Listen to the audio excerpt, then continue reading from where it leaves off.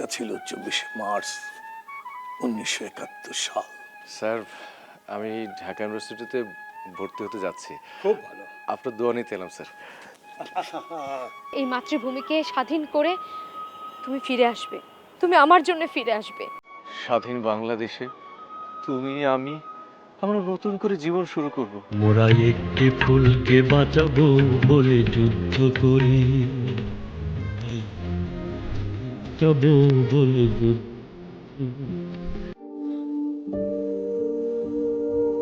पाकिस्तान को अलग कर दिया।